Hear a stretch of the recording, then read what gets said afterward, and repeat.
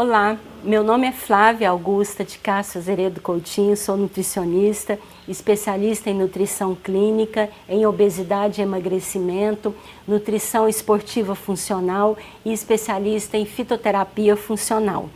E nós vamos falar agora um pouco sobre as ervas e especiarias.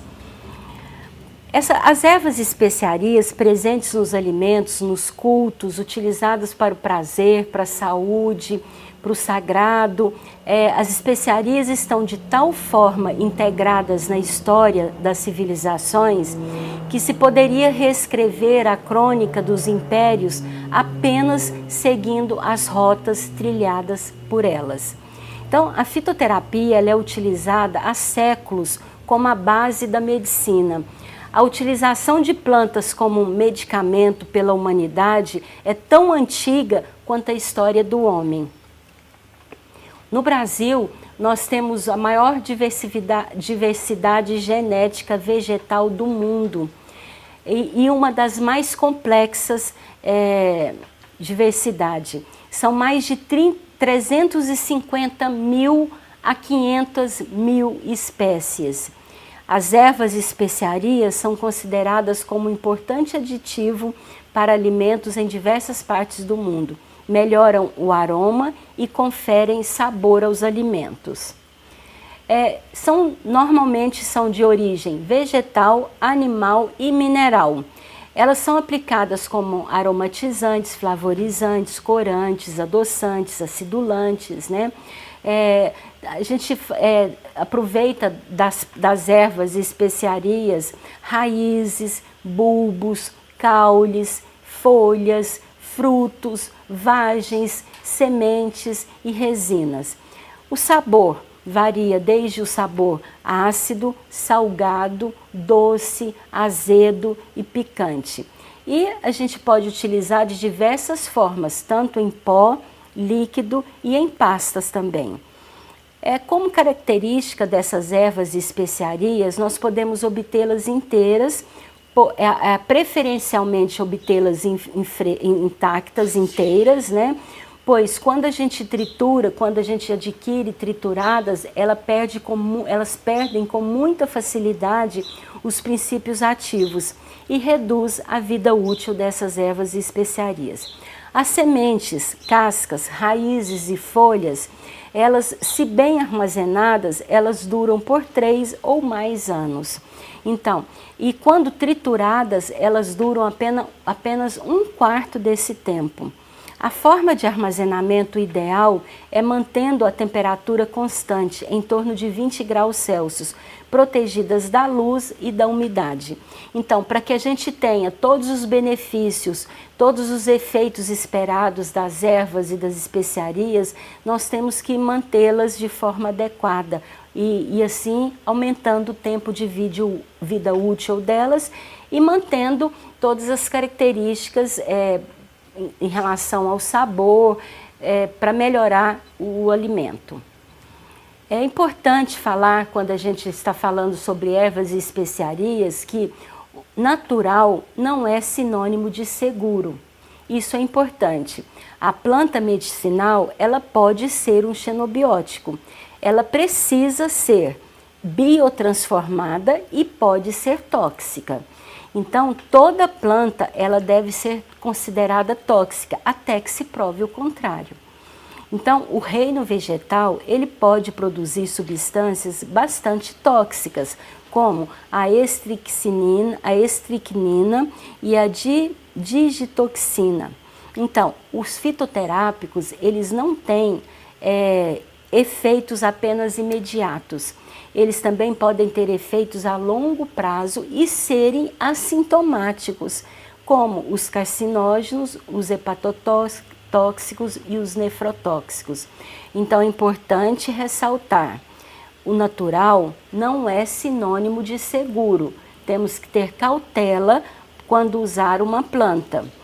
Essa ação terapêutica, ela depende da planta, depende da preparação, das propriedades físico-químicas, da concentração de compostos ativos, de propriedades farmacológicas, né?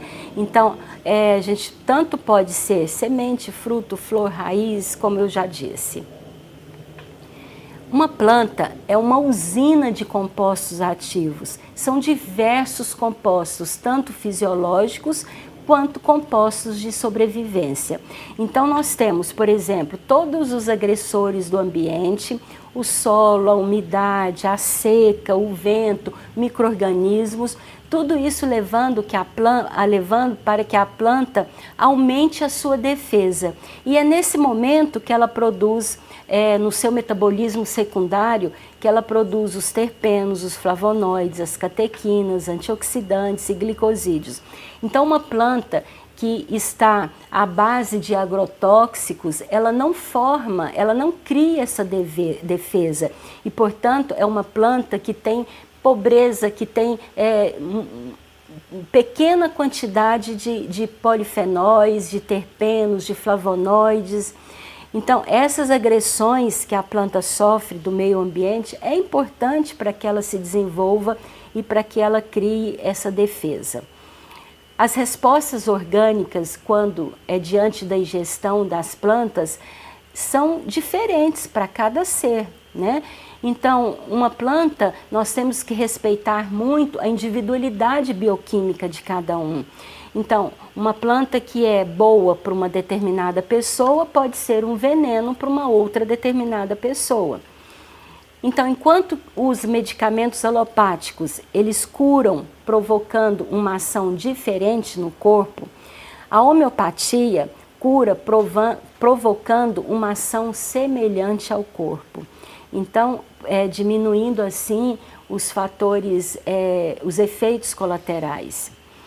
Nós temos produtos naturais, que é qualquer substância produzida por um vegetal ou um animal. Nós temos a droga vegetal, que contém a substância ou a classe de substância responsável pela ação terapêutica, né? Ela pode estar na forma íntegra, rasurada, triturada, pulverizada, né? E a droga vegetal, ela pode ser empregada nas preparações de medicamentos. Nós temos o produto seco, que aí então ele se estabiliza e não perde, não diminui o tempo de vida útil, não apodrece, né? Nós temos também o extrato seco padronizado, que sempre que possível deve ter preferência de utilização. E o que quer dizer esse extrato seco padronizado? São valores previamente conhecidos, definidos. O teor dos constituintes desse extrato seco padronizado, ele é conhecido e nós sabemos exatamente a quantidade dos princípios ativos no extrato seco padronizado. E nós temos o princípio ativo, né? As plantas, as ervas, as especiarias, todas elas têm o seu princípio ativo, que é um grupo químico presente na droga vegetal com ação farmacológica responsável pelos efeitos terapêuticos esperados. Então, o fitoterápico nesse contexto, para que ele possa ser ingerido, a gente precisa ter eficácia, segurança e qualidade de uso. Condimentar um alimento é uma arte. Os condimentos são considerados a alma da culinária e seu uso exige sabedoria para que nós possamos ter os benefícios daquele condimento melhorando o sabor dos alimentos. A gente precisa ter conhecimento sobre essas ervas. O condimento geralmente é a substância que realça o sabor dos alimentos e é adicionado para dar sabor. Então, o condimento ele é adicionado para dar sabor. E as ervas são usadas para acrescentar mais fragrância do que para conferir gosto dominante. Então, quando a gente usa uma erva, ela não tem que ser o gosto dominante daquele alimento. A gente usa mais para acrescentar fragrância naquele alimento. São diversas as ervas e especiarias encontradas no Brasil. Nós temos açafrão, salsão, cominho, alecrim, algas, alho, anis estrelado, angélica, canela, baunilha, cardamomo,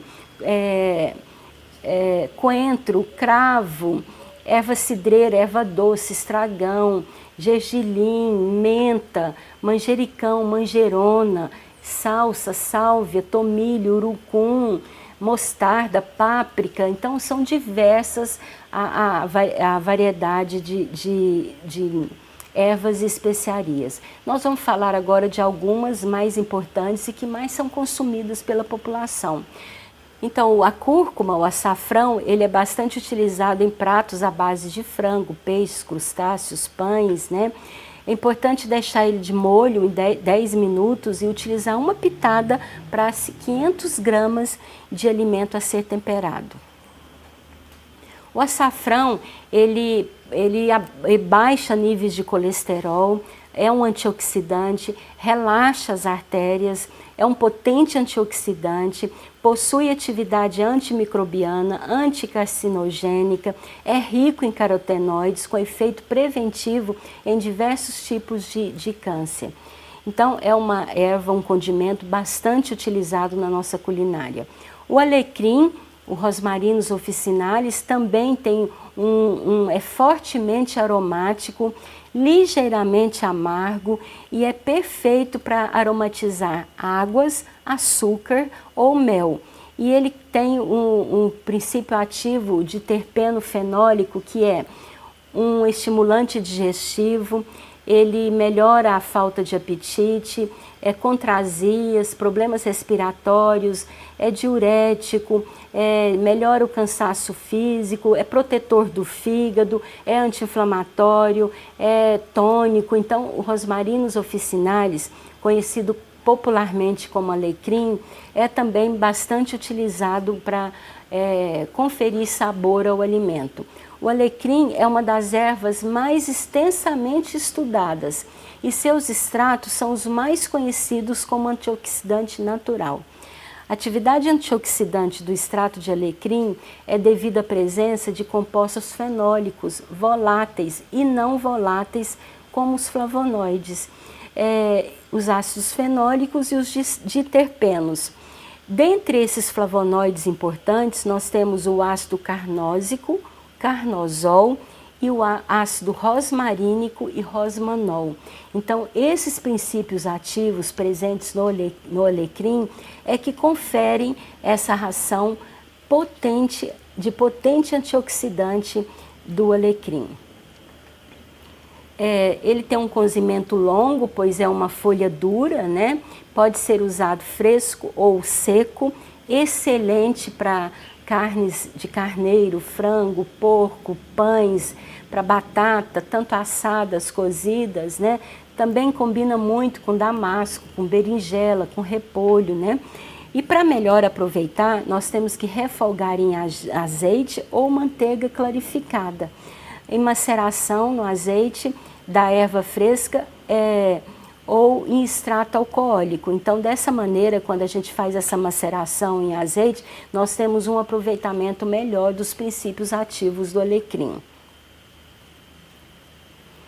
O alecrim, então, é uma das plantas mais utilizadas e mais estudadas, né? Tem ação na melhora do apetite, da fadiga, tem efeito antimicrobiano, dietético, anti-inflamatório, antidepressivo, anticancerígeno. Então, tem uma vasta gama de propriedades ativas. E esses diterpenos fenólicos é que conferem todas essas ações ao alecrim. O alho poró, conhecido como Allium porum, é também considerado do grupo do alho e da cebola. Ele tem odor semelhante ao alho, porém um pouco mais brando. A parte branca do alho poró ela é mais saborosa e a verde é mais aromática. É também fonte de ácido fólico, de magnésio, de ferro e de cálcio. É principalmente fonte de inulina, que é um prebiótico importante para a função intestinal. Também tem efeito diurético e desintoxicante. Fornece magnésio, e o magnésio é um mineral extremamente alcalinizante. Pode ser usado em sopas, refogados, então é uma erva bastante utilizada. O alho, né, bastante consumido, o alho sativum, tem como princípio ativo importante a aliina, que depende de uma enzima, a alinase, para formar a alicina. A alicina o que é? É o composto bioativo, ativo realmente, que vai oferecer todas as propriedades benéficas do alho. A alicina, ela é precursora do ajoeno, vinilditidinas, glicosulfídricos e polissulfídos, produtos de transformação. Tem ações antimicrobiana, antifúngica, antitrombótica, antiagregante plaquetário, carminativo, antihipertensivo. Então, é uma das ervas assim, que tem muitas propriedades benéficas para o organismo. É essencial em molhos, né? Combina com a maioria das ervas e especiarias. Os bulbos inteiros cozidos têm sabor suave e lembra nozes. O dente inteiro, levemente refogado em azeite, deixa um sabor menos pungente que o macerado. Nunca deixe queimar o alho. Quando a gente faz o alho extremamente tostado, queimado, a gente perde esses benefícios do alho. Combina com capim-limão, gengibre, coentro, pimentas e molho de soja, cominho. Então, é bastante utilizado. Uma outra erva, o anis estrelado, é conhecido como Illicium verum. Tem atividade também antioxidante, potente, é carminativo, digestivo, expectorante, inibe a peroxidação lipídica, é muito utilizada na medicina chinesa, né? Apenas temos que ter cautela de usar o anis estrelado em casos de gastrite e úlceras crônicas. A parte utilizada do anis estrelado são os frutos inteiros e em pó. E muito utilizado na culinária para sopas, caldos, marinados, para carne de porco, de frango, né? É o principal ingrediente do pó de 5 especiarias chinesas. Então é bom para o frango, para o peixe, para inúmeras preparações. Tem um aroma semelhante ao funcho, sabor pungente, doce, com um suave efeito entorpecedor, um sabor residual fresco e agradável. O aipo é o Apium graveolens, encontrado fresco, seco ou em sementes moídas e misturadas com sal para o preparo do sal de aipo. Tem ação diurética, antihipertensiva, preventivo de cálculos renais, digestiva. Então, nós estamos vendo que todas essas ervas e especiarias, elas precisam ser consumidas diariamente, melhorando o sabor do alimento, mas por trás disso ela traz para a gente, confere inúmeros benefícios, né? Então, assim, é uma outra estratégia que nós temos para promover efeitos antioxidantes, anti-inflamatórios no paciente. A baunilha, conhecida como Vanilla planifolia, é um fruto da orquídea trepadeira perene, nativa da América Central. As tribos astecas, naquela época, já extraíam vanila para suas bebidas de cacau e usavam como afrodisíacos. É de cultivo difícil em regiões frias. Ela combina muito com cardamomo, pimenta, canela, cravo e açafrão. E ela pode aromatizar açúcares, café, chocolates, né? Então, é também uma erva bastante utilizada. A canela, né? Cinnamomum zeylanicum, é obtida retirando a casca dos galhos de uma árvore chinesa. Então, a canela é retirada da casca dos galhos da árvore. Ela pode ser encontrada em pau, pedaços ou em pó. Ela tem uma natureza quente, picante, doce e é perfumadíssima. é muito utilizada em compotas, picles, bolos, biscoitos, né? Tem propriedades antiespasmódicas, melhora a disposição mental. Nós temos utilizado bastante a canela para melhorar os níveis de glicemia, né? Então ela tem função anti-inflamatória e antioxidante. Apenas na gravidez nós temos que ter um certo cuidado de usar extratos secos, cápsulas de canela. Mas o simples fato de polvilhar a canela em uma fruta, não teria problema. Essa revisão literária reuniu 70 artigos que mostram todas as atividades benéficas da canela.